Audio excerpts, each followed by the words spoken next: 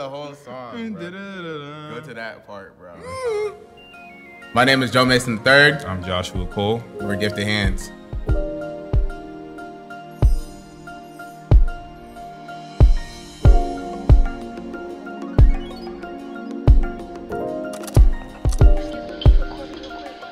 Can you record me real quick? Get somebody else to do it.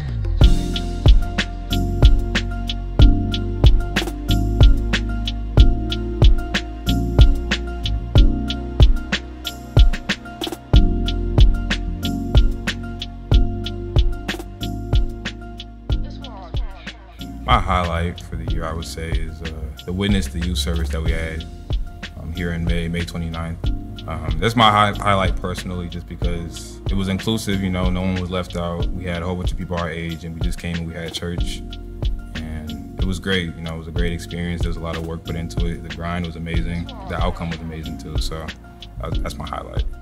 Just looking back and reflecting, like, it's kind of hard because we have gotten a lot done, and, you know, we got our hands dirty for, like, throughout the whole year. So if you look and even think about back in April when we played at a sold-out crowd at Varsity Theater for ASA night, that was amazing, just being in front of a bunch of young kids like us, Africans like us, just celebrating African culture. Then you think about the Witness the Youth event that we did back in May. We even had the festival in June or July? That was July. Hitting with Caroline Naomi, played our first festival in Duluth, and then we had First Avenue late July as well. So it's like, and then we did Hamlin at the end. We did Hamlin in October. So there's a lot to choose from, definitely. But I would definitely say for me personally would have to be playing with Caroline Naomi at that Duluth festival back in July. You know, the energy out there was just like something that you can't really describe. Playing in front of thousands of people that are from all different backgrounds. You know, as a drummer, being on a super big stage, being able to just play as loud as you want, just as freely as you want, and also just playing with the home team, you know what I'm saying, just playing with Gifted Hands, once again, you know, it's just a blessing and an honor. So personally, that was my favorite. Most impactful thing that Gifted Hands did, once again, the Witness the Youth service that we had here. We had our homies in here, we had people our age in church, which is quite hard to see these days, but we were here and we had fun. And it was impactful because it took us a lot to get to that place too. You know, those are things that we kind of picked up on or started with our jam sessions back in 2020 and 2021. So to be able to build up to that point, we're able to have full services with people our age, you know, it means a lot to me. It impacted me as much as it impacted anybody else there. So that's it for me. I'd have to agree for sure.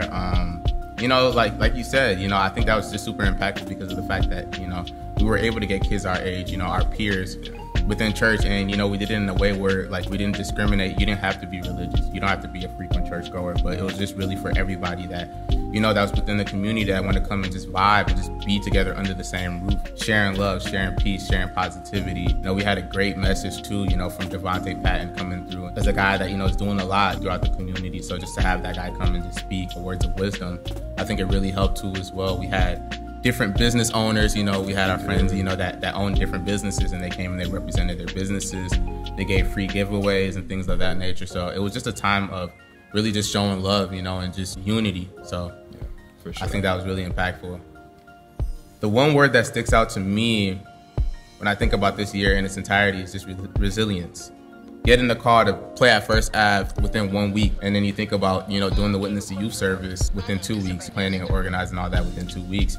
It takes a lot of resilience and a little bit of stubbornness, you know, to get those things accomplished. But for us, I think it's always just about proving a point to ourselves more than anything that we're still capable to do these things, to continue challenging ourselves, to get ourselves in a space of being uncomfortable a lot of times and doing something that's not the norm.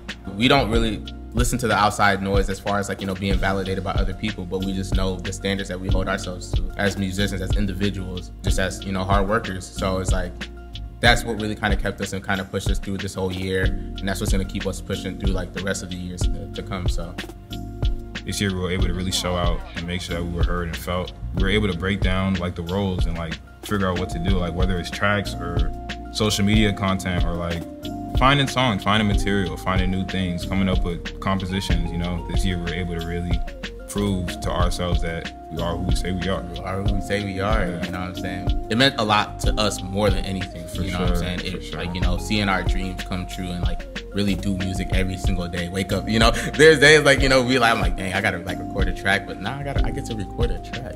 Yeah. I get the opportunity. I'm blessed enough to be able to do that and call that work. Yeah. Biggest takeaway just from everything was to let it be the love and the passion for the craft, for music itself, to drive us, for that to be the thing that motivates us. For us to not be worried about like fame or people hearing us or people knowing us, but rather loving the music so much to the point where we want to share the love that we have with other people. I think that's the main takeaway, just being very passionate and intentional about that passion. I think my biggest takeaway throughout all this time is just being able to understand our roles within a greater entity, a greater organization, which is what we have here. But just being able to see, you know, what we do here with me and Josh. I have one of the greatest business partners, greatest music partners that you can ever ask for. We both understand our roles very well. There's a lot of things that he's able to do that I'm not capable or not as strong as, and vice versa. There's a lot of things that I'm able to do. I'm at a very high clip that he may not be as well at, but we don't condemn each other for it. We don't bash each other, put each other down, but we also use that as an opportunity to help each other grow in that light. So it's like we're learning each and every single day, and our biggest thing more than anything is to continue growing within our work, continue being better than we were before. That also just helps us be better within our roles and just be better overall for the organization, for the greater cause. So it's just been a really blessing working together alongside him for all this time, and we're gonna just keep coming, man. So we're just so grateful to be here. Grateful for all the support that we be having, and you know, until next time.